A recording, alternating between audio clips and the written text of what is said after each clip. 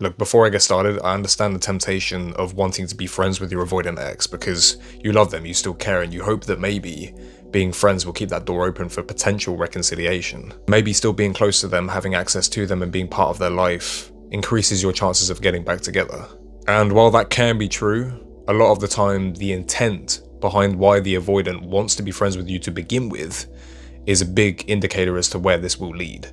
Now, of course, when your avoidant left you, they were probably distant, very cold, very guarded, blamed everything but themselves leading up to the breakup. And then they break up with you and things seem so fine on their end, like they're so sure of their decision. Once they're gone, they seem so unbothered, so unfazed.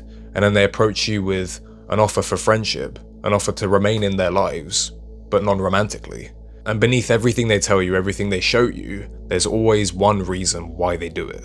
An avoidant ex that wants to remain friends with you, remain in your life even after leaving you, is because they don't actually want to feel the loss of the relationship. Because ultimately the avoidant didn't actually want to leave you. All they were doing was running from themselves and the feelings they couldn't handle. For the vast majority of avoidants, it's not necessarily because they fell out of love or because they stopped caring.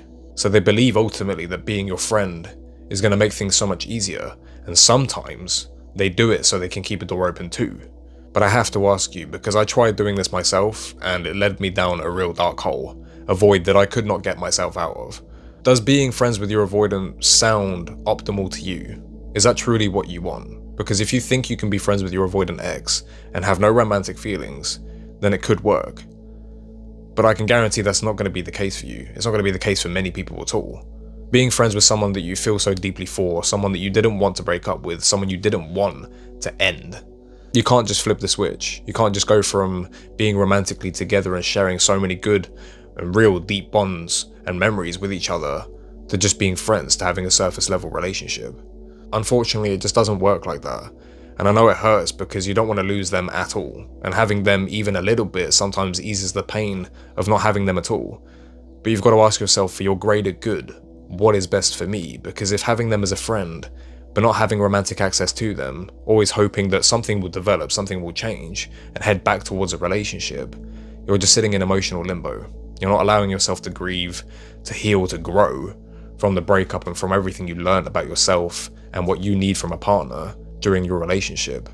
And ultimately, that's the biggest valuable lesson you can learn from anything with avoidance, is what you truly want, who you truly are, and the way you live and the way that you accept things.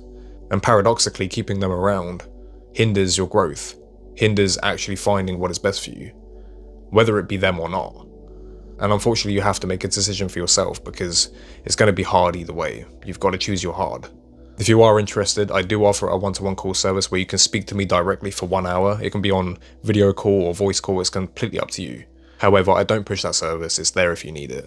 Just please don't stay in a place that isn't healthy for you, regardless of what that is. Be honest with yourself. If they can't show up in the way that you need them to, do you really want them around? Probably not. So always choose yourself.